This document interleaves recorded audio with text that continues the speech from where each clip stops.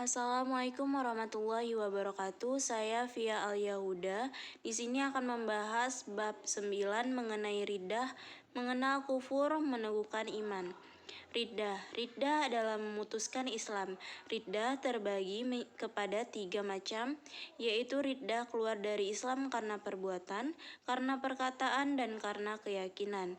Selanjutnya penjelasan riddah dari ulama mazhab Hanafi. Salah seorang ahli fikih terkemuka dalam mazhab Hanafi yaitu Al-Imam Muhammad Amin yang lebih dikenal dengan nama Ibnu Abidin. Dalam kitab karyanya berjudul Rad al-Mukhtar ala Ad-Dur al-Mukhtar Syarh Tanwir al-Absar berkata, yang artinya bab menjelaskan seorang yang murtad. Dalam tinjauan syariat, orang yang murtad adalah orang yang memutuskan atau keluar Islam. Sebab utamanya adalah karena kata-kata kufur yang diucapkan dengan lidahnya. Inilah penyebab utama yang nampak secara zahir, di mana seorang hakim harus menetapkan hukum kafir terhadap orang yang mengucapkan kata-kata kufur tersebut. Selain dengan kata-kata kufur, kekufuran ini dapat terjadi karena sebab lainnya, seperti orang yang berniat dalam hati untuk menjadi kafir. Saat itu pula artinya saat ia meletakkan niat untuk menjadi kafir.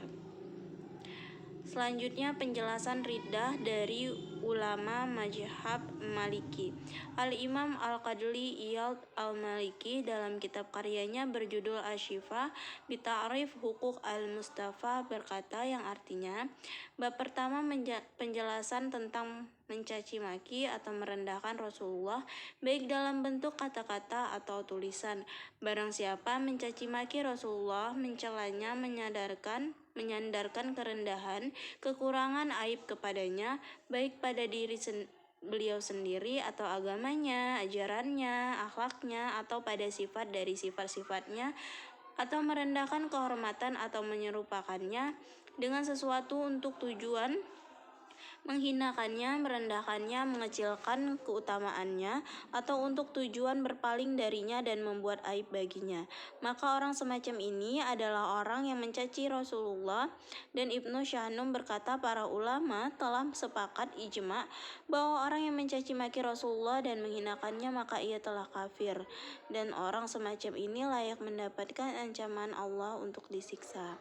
Dan barang siapa meragukan bahwa orang tersebut telah menjadi kafir dan berhak untuk mendapat siksa, maka orang ini juga telah menjadi kafir.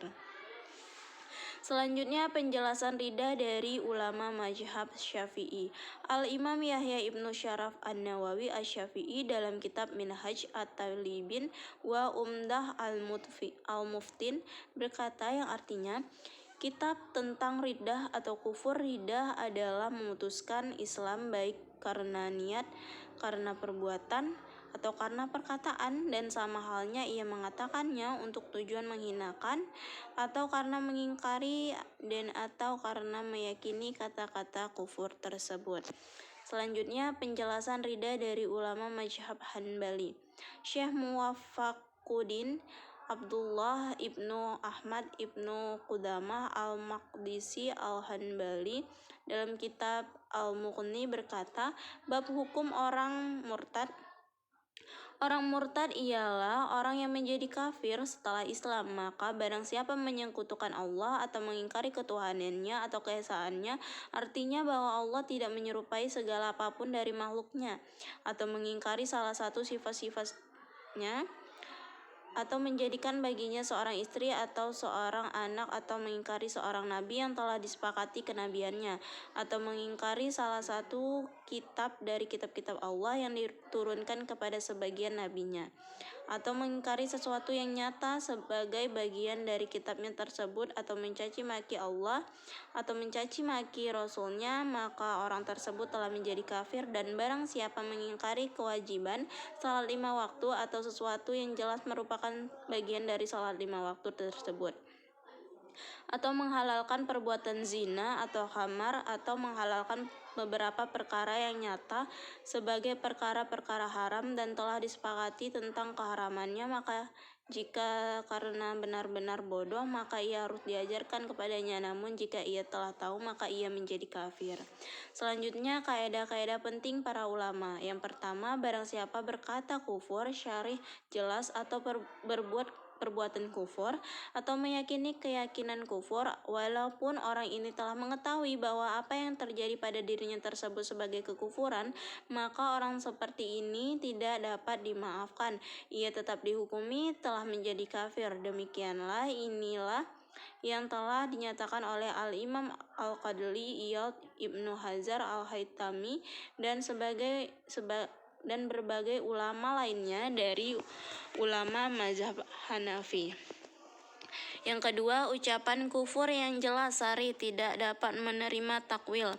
Salah seorang ulama terkemuka dalam mazhab Maliki, yaitu Syekh Hubaib Ibnu Rabi, berkata mengaku-ngaku adanya takwil dalam ucapan yang jelas dan nyata, maka pengakuannya tersebut tidak dapat diterima. Selanjutnya, yang ketiga, adapun jika kata-kata yang diucapkannya tersebut adalah kata-kata yang tidak syarih, artinya kata-kata mengandung banyak makna, sebagian maknanya adalah yang kufur dan sebagian lainnya bukan kufur, maka seorang yang mengucapkan kata-kata semacam ini tidak boleh dihukumi sebagai orang kafir, kecuali apabila dia mengucapkan kata-kata tersebut dan dia bertujuan dengan kata-katanya itu terhadap makna kufur, maka dia dihukumi kafir. Selanjutnya, taubat orang murtad.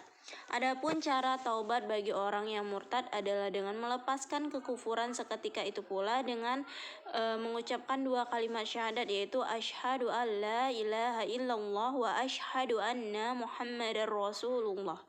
Tidak cukup dan tidak memberikan manfaat baginya jika ia hanya mengucapkan istighfar saja sebelum ia mengucapkan 2 kalimat syahadat tersebut. Ketetapan ini merupakan ijma konsensus para ulama sebagaimana telah dikutip oleh Imam Mujtahid terkemuka. Selanjutnya, nasihat.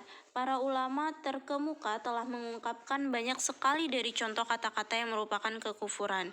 Di antaranya Al-Qadli Iyad Al-Maliki, Bart Ar-Rasyid Al-Hanafi, salah seorang ahli fikih terkemuka dalam mazhab Hanafi, Yusuf Al-Ardabili Asy-Syafi'i, ulama terkemuka mazhab, mengutip contoh kata-kata kufur tersebut dari para imam dan ulama terkemuka sebelumnya. Dengan demikian, wajib bagi kita mengenal dan mempelajari apa yang telah mereka tuliskan. Karena sesungguhnya seorang yang tidak mengetahui keburukan, maka suatu saat ia pasti terjatuh di dalamnya. Sekian, terima kasih. Itulah pembahasan saya mengenai bab 9. Kurang lebihnya saya mohon maaf. Saya akhiri dengan wassalamualaikum warahmatullahi wabarakatuh.